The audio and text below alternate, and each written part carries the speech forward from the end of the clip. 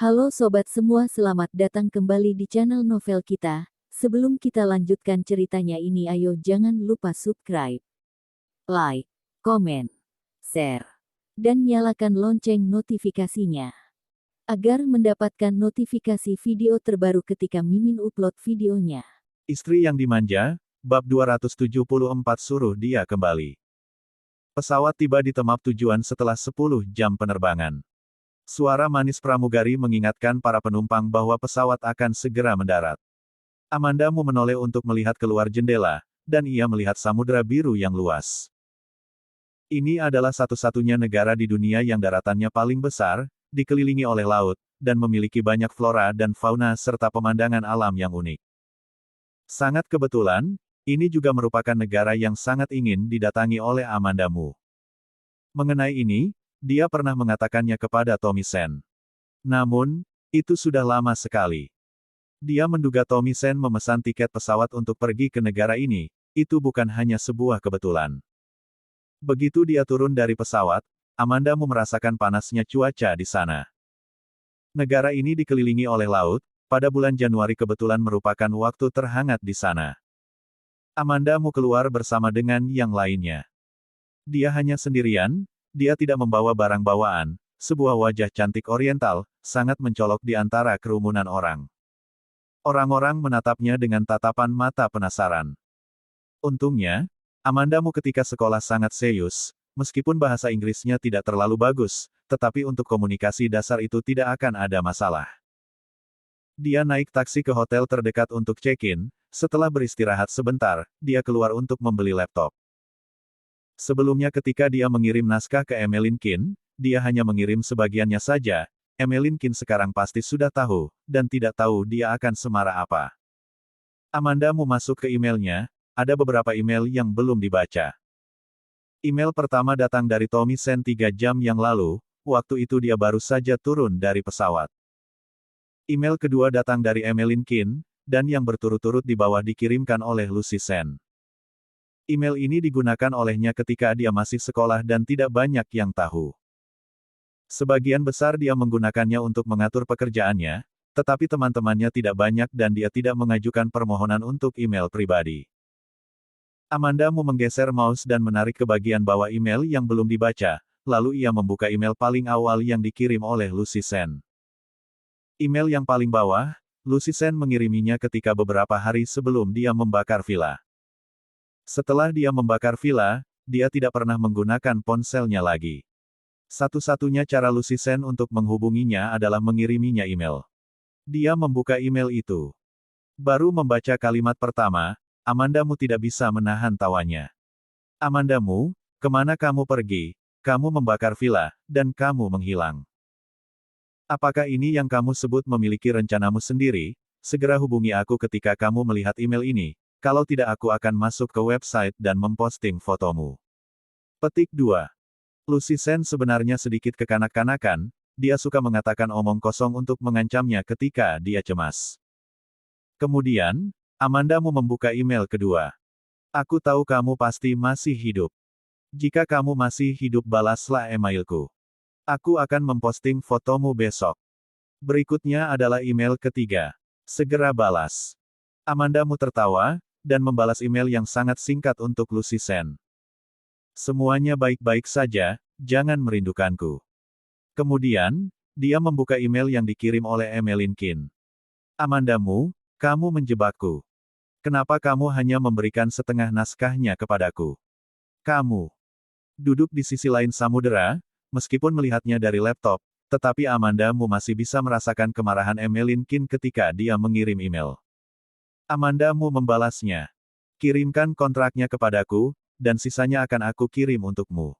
Yang terakhir adalah email dari Tommy Sen. Dia dan Tommy Sen saling mengenal ketika mereka masih muda. Sebelum hubungan mereka putus, dia kadang-kadang membutuhkan materi belajar ketika dia masih sekolah, dan dia juga akan meminta bantuan Tommy Sen. Oleh karena itu, Tommy Sen mengetahui emailnya. Email Tommy Sen dikirim seperti pesan teks, hanya ada 3 kata.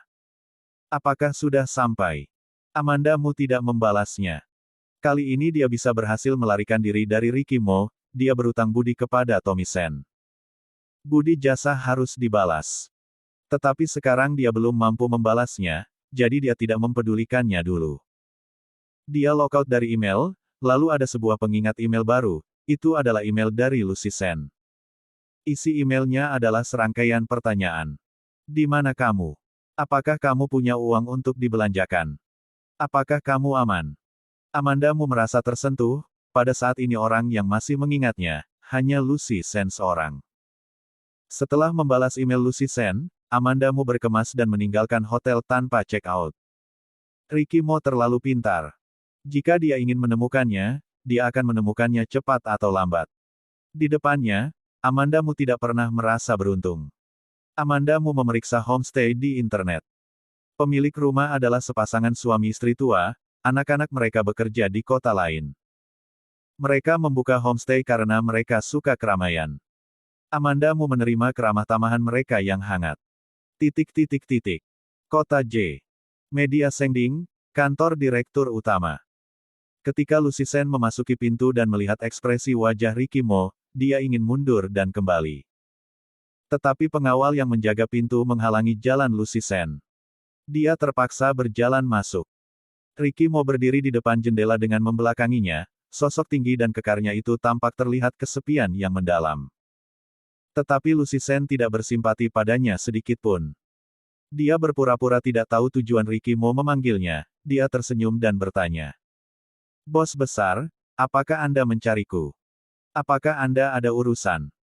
Ricky Mo berbalik, bola matanya yang hitam, dalamnya sepertinya ada tinta tebal yang tidak bisa meleleh, itu membuat orang tidak dapat melihat apa yang sedang dipikirkannya.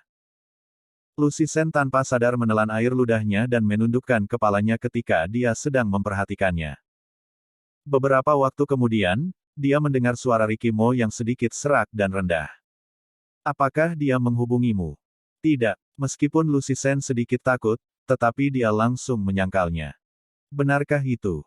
Ricky Mo tersenyum kesal, ia mengambil dokumen di atas meja dan melemparkannya padanya. Lucy Sen mengambilnya, dia menyadari isi dokumen tersebut adalah isi obrolan email antara dia dan Amandamu yang di-print keluar. Dia meremas dokumen itu dengan erat dan berkata dengan nada bicara arogan. Ya, dia menghubungiku, apa yang kamu inginkan? Ricky Mo mencari seseorang untuk menghack laptopnya dan menemukan obrolan email antara dia dan Amandamu, tetapi memangnya kenapa? Wajah Ricky Mo dingin, dan dia berkata tanpa ekspresi. Tanya di mana dia dan katakan kamu ingin pergi menemuinya. Lucy Sen langsung menolaknya tanpa ragu sedikitpun. Tidak mungkin. Begitu dia baru selesai mengatakannya, dia merasakan tekanan yang kuat dari aura tubuh Ricky Mo. Dia dibesarkan dan dimanjakan oleh keluarganya sejak dia masih kecil, meskipun James Gu sering bertengkar dengannya, tetapi James Gu tidak pernah menganggapnya serius. Lucy Sen melangkah mundur 2 langkah, dia mencoba berargumen dengannya. Mengapa Amanda melarikan diri, apakah kamu tidak tahu? Kamu tidak pernah melepaskannya, itu membuatnya harus terus bersembunyi, selain membuat hidupnya lebih menderita, apalagi yang bisa kamu lakukan? Ricky Mo sangat jelas tampak tidak setuju dengan perkataannya. Dia sedikit menyipitkan matanya, nadanya sangat berbahaya. Suruh dia kembali ke sisiku. Lucy Sen berkata dengan sarkasme. Jika dia kembali ke sisimu apa yang akan dia dapatkan? Menjadi seseorang yang sudah mati. Ia memiliki pemikirannya sendiri, dia adalah seorang manusia, tidak peduli berapa kali kamu membawanya kembali, ia akan tetap bisa melarikan diri. Bersambung.